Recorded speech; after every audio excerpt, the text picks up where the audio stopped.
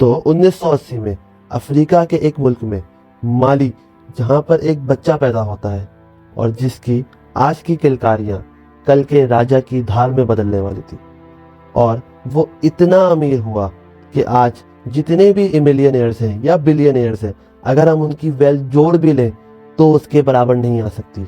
जी हाँ, मैं बात कर रहा हूँ मंसा मूसा की, जो दुनिया में सबसे अमीर है। आज तक उसके बराबर कोई नहीं आ पाया। तो माली में मंसा का मतलब था बादशाह, रूलर, और ये मूसा माली का मंसा बनने वाला था। तो कहा यह जाता है कि माली का मंसा एक मंशक था और ये एक वहाँ के राजा जिनका नाम फगा ले था, ये उनका बेटा था और ये वहाँ का राजा बनने वाला था।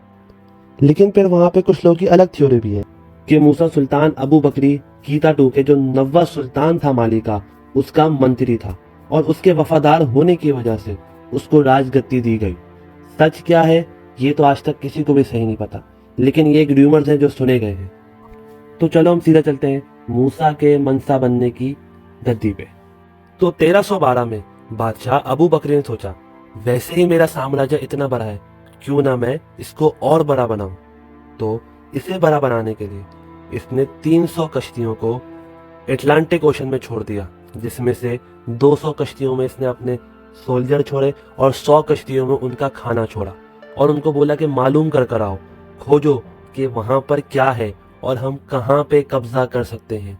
तो इसने सोचा कि वहां पे जो भी चीज आएगी, कोई लैंड आती है, कोई भी चीज आती है, तो हम वहां पे कब्जा कर लेंगे।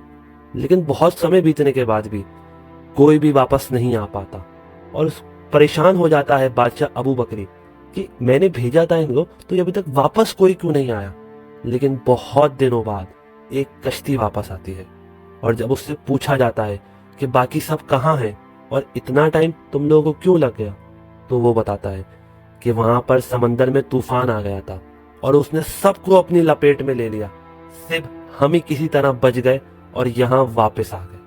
तो ये बात सुनकर इनका सुल्तान अबू बकरी बहुत निराश होता है, क्योंकि इसने अपना साम्राज्य और बड़ा करना था और ये इसके पास एक मौका था, एक तरीका था जिससे ये अपना साम्राज्य और बड़ा कर सके। लेकिन ये अपने फैसले पे कायम रहता है और अब ये फैसला लेता है कि अब ये खुद जाएगा। जाने से पहले ये मूसा को एक बहुत बड़ी जिम्मेदारी देता है, जिम्मेदारी माली को संभालने की, और वो भी एक राजा के ताकत के साथ। बस फिर क्या, वो अपने 3000 जहाज लेके अटलांटिक की ओर निकल गया और उसके बाद वक्त बीता, साल बीते, लेकिन उनका सुल्तान अबू बकरी कभी वापस नहीं आया। और एक पॉइंट ऐसा था जहां लोगों ने उम्मीद लगा ली थी कि अब उनका सुल्तान कभी वापस नहीं आएगा। लेकिन शॉकिंग सरप्राइजिंगली अबू बकर के वापसी ना आने से माली को कोई फर्क नहीं पड़ा और वहां पे किसी ने अबू बकरी को याद भी नहीं करा। और ये कहते हैं कि जब माली में अबू बकरी था तो उसका वक्त बहुत अच्छा था, लेकिन मूसा के आने के बाद वो अलग ही बुलंदियों पे पहुंचने लगा। एंड ऑफ कोर्स ये मूसा का कोई तुक्का वुक्का नहीं था, एक सोची समझी स्ट्रेटेजी थी।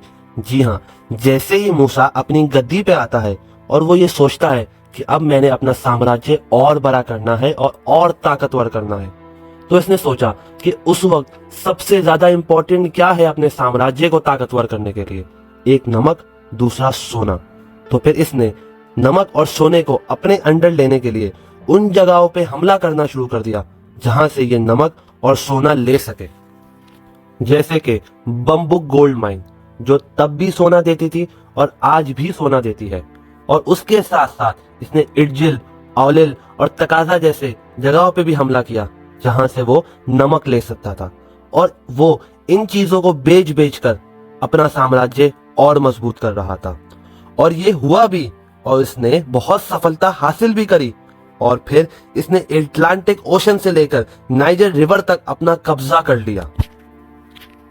और मंसा मूसा को अपनी ऊंचाइयों तक पहुंचने के लिए उसकी एक चीज ने और मदद करी, उसके मजहब इस्लाम में। जैसा कि लोग जानते हैं कि बम्बक गोल्ड माइन में मुसलमान नहीं रहते थे और वो मूसा के अगेंस्ट थे कि ये हमारे धर्म को प्रॉब्लम करेगा, हमारे लिए एक मसला बनेगा। लेकिन मनसा मूसा ने ऐसा नहीं किया, बल्कि उसने उनको फ्री हैंड दिया कि तुम्हारा जो भी मजहब है तुम उसे प्रैक्टिस कर सकते हो और उसका साम्राज्य या उसके लोग उनके बीच में नहीं आएंगे। ये चीज देखकर लोग बहुत खुश हुए और उन्होंने मूसा को एक स्टेप भी किया कि हाँ, ये हमारा लीडर बन सकता है, जहां पर इसने कब्जा किया था, जैसे कि बम्बुक गोल्ड माइन। तो जैसा कि आप लोग जानते हैं कि हर साम्राज्य को बड़ा होने के लिए कुछ चीजों की जरूरत होती है, जैसे कि अलाय बनाना, और ये मनसा मूसा ने बखूबी किया। उसने सारे मुसलमानों से अपना अलाय बना लिया और जो मुसलमान नहीं थे उनको अपने अंडर में ले लिया, और वो इसी वजह से कभी जंग की हालत में आया ही नहीं, जिससे उसको सफलता मिलती रही। और मूसा ने अपने साम्राज्य को उस बुलंदियों पे पहुंचा दिया सिर्फ दो ही चीजों की मदद से। पहला, सोने पे टैक्स लगाकर, और दूसरा, ट्रिब्यूट लेकर। फिर हम आते हैं मनसा मूसा के कारोबार पे। माली साम्राज्य की रईसी और इतना बड़ा कारोबार सिर्फ तीन चीजों की वजह से ही था। पहला था सोना, दूसरा था नमक, और तीसरा था कोका, जो एक फल था। जी हाँ, सोना आज भी जो माली में है, आज भी उसी कीमत पे है जो उस वक्त था, और वो दुनिया का 13वें नंबर का सबसे बड़ा प्रोड्यूसर है सोने का। लेकिन मैं आपको एक इंटरेस्टिंग बात बताऊं, वहां पर जितना भी सोना था, ना वो माली का था और ना ही वो मनसा मूसा का था। तो सवाल ये है कि वो आखिर था किसका, और मनसा मूसा उससे फायदा उठाता किससे था।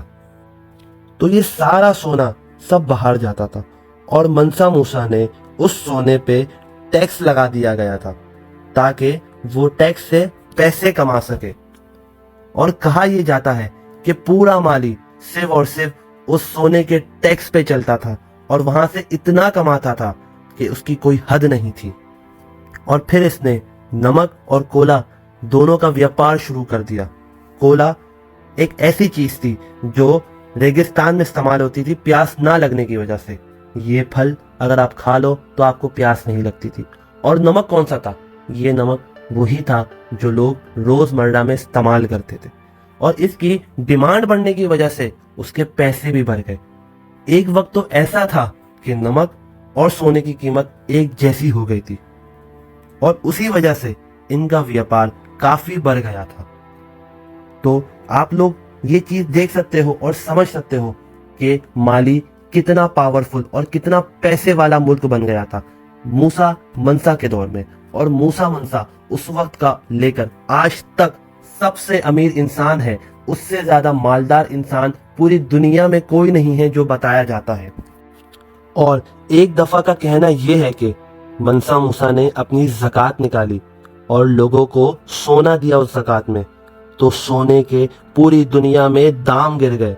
जी हाँ, इतना सोना दिया लोगों को दान में, ज़कात में, कि सोने के दाम गिर गए।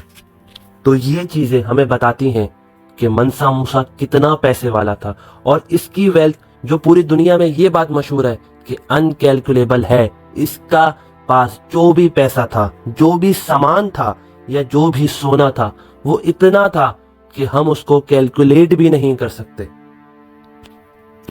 तो यहाँ पर हमारी मनसा मूसा की कहानी खत्म होती है। अगर वीडियो आपको अच्छी लगी हो तो हमारे चैनल को सब्सक्राइब करें, वीडियो को लाइक करें। बहुत शुक्रिया।